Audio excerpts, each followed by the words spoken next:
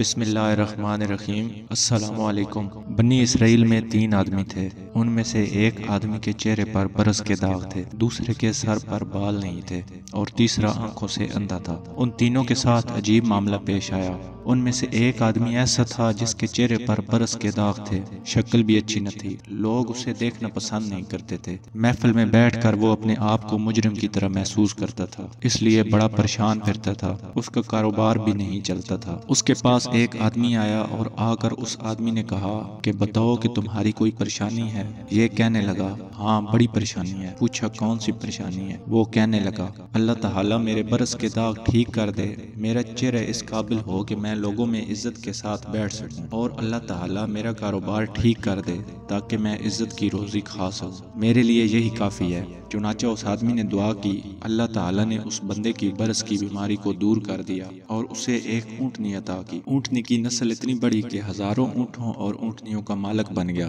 اس کا شمار امیر آدمیوں میں ہونے لگا۔ پھر وہ آدمی دوسرے کے پاس گیا جس کے سر پر بال نہیں تھے، لوگ اس کا مذاق اڑاتے رہتے تھے اور اسے گنجا کہتے تھے، کاروبار بھی اچھا نہیں تھا لہٰذا پریشان بھی رہتا تھا۔ اس آدمی نے پوچھا سناؤ بھائی تمہارا کیا حال ہے؟ وہ کہنے لگا بس ایک تو سر پر بال نہ ہونے کی وجہ سے پریشان ہوں اور دوسرا کاروبار نہ ہونے کی وجہ سے پریشان ہوں۔ اس آدمی نے کہا اچھا اللہ تعالیٰ تمہارے سر پر خوبصورت بال اگا دے کہ تم دیکھنے میں خوبصورت نظر آؤ اور اللہ تعالیٰ تمہیں اچھا کاروبار عطا کرے۔ چنانچہ اس کے سر پر خوبصورت بال آ گئے اور اللہ تعالیٰ نے اس کو ایک گائے عطا کی۔ گائے کی نسل اتنی بڑی کہ ہزاروں گایوں کا وہ مالک بن گیا اور وقت کے بڑے امیر آدمیوں میں اس کا شمار ہونے لگا۔ پھر وہ تیسرے آدمی کے پاس گیا اور پوچھا کہ سناؤ تمہارا کیا حال ہے؟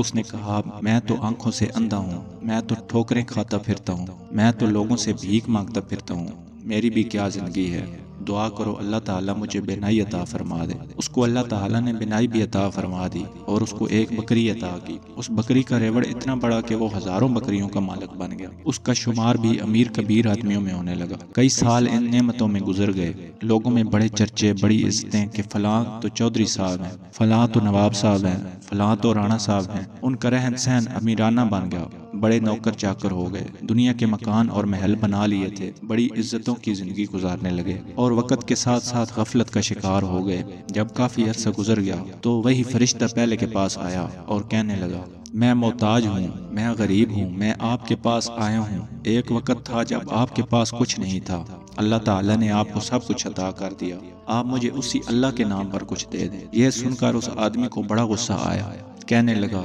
تم نے یہ کیوں کہا کہ ایک وقت تھا جب تمہارے پاس کچھ نہیں تھا؟ میرا دادا امیر، میرا باپ امیر اور میں خود امیر، میں نے بچپن میں فلاں جگہ زندگی گزار دی، میں تو سونے کا چمچ منہ میں لے کر پیدا ہوا تھا، میں نے تو بچپن سے دولت دیکھی ہے، ارے میں تو خاندانی امیر ہوں، تم کیسی باتیں کرتے ہو؟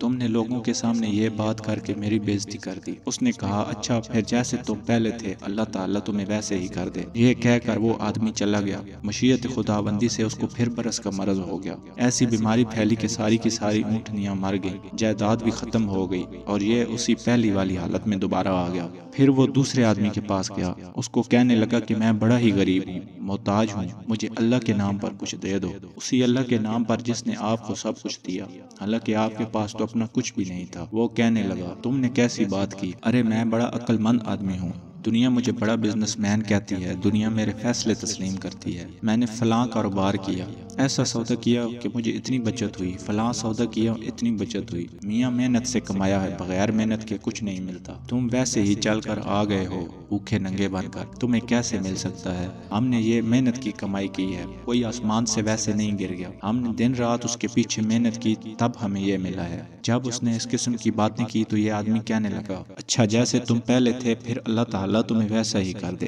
جب اس نے بد دعا کر دی تو اس کی گائیں سب کی سب مر گئیں، جائیدادیں نقصان کا شکار ہو کر ہاتھوں سے نکل گئیں، اس کے سر کے بال بھی گر گئے، جس حالت میں پہلے تھا اسی حالت میں وہ دوبارہ ہو گیا۔ پھر وہ تیسرے آدمی کے پاس گیا اور اس سے جا کر کہا کہ میاں میں محتاج ہوں، میں غریب ہوں، مجھے کچھ دے دو اسی اللہ کے نام پر جس نے آپ کو سب کچھ دیا، حالانکہ آپ کے پاس تو کچھ بھی نہیں تھا۔ جیسے ہی اس نے یہ بات کہی اس آدمی پر عجیب سی کیفیت طاری ہوئی، آنکھوں سے آنسو آنے لگے اور وہ کہنے لگا بھائی تم بالکل ٹھیک کہتے ہو، میں تو اندھا تھا، میں تو لوگوں کے سامنے ہاتھ پھیلایا کرتا تھا، میں تو در بدر کی ٹھوکریں کھاتا پھرتا تھا، میری دنیا ویران تھی، میں بھیک مانگتا تھا، لوگوں کے سامنے کشکول پکڑ کے جایا کرتا تھا۔ ایک دفعہ کوئی خدا کا بندہ آیا، اس نے دعا کر دی، میرے رب نے مجھے آنکھوں کی بینائی بھی عطا کر دی، اور ایک بکری ایسی دی جو اتنی برکت والی تھی، آج دیکھو دونوں پہاڑوں کے درمیان جتنا ریوڑ نظر آتا ہے، یہ سب میرے مولا کا کرم ہے، یہ سب میرے مولا کی دین ہے، میرے پاس اپنا کچھ نہیں تھا، یہ کسی کی دعا لگ گئی۔ میرے دوست، تم اس اللہ کے نام پر مانگنے کے لیے آئے ہو، میرا ریوڑ تمہارے سامنے ہے، تم جتنا چاہو لے سکتے ہو، میں اپنی اوقات کو کیوں بھولوں، میں تو وہی اندھا ہوں، میرے مولا نے مجھ پر کرم کیا۔ اس اجنبی شخص نے کہا، تمہیں مبارک ہو، میں تو اللہ کا فرشتہ ہوں، اللہ تعالیٰ نے مجھے 3 بندوں کے پاس امتحان کے لیے بھیجا تھا۔ 2 بندے اپنی اوقات کو بھول گئے اور ان سے پروردگار نے نعمتوں کو واپس لے لیا، مگر تم نے اپنی اوقات کو یاد رکھا، جہاں اللہ تیری عزت میں اور مال میں اضافہ فرما دے۔ چنانچہ یہ آدمی بنی اسرائیل کے بڑے باعزت مال والوں میں سے بن گیا۔